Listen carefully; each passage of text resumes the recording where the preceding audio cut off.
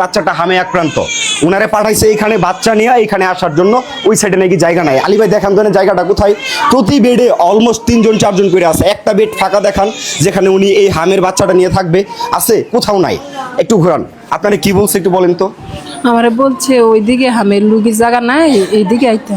এখন আপনি এখানে কোথায় থাকবেন? এখানে তো জায়গা নেই। এটাই তো বলতাছি।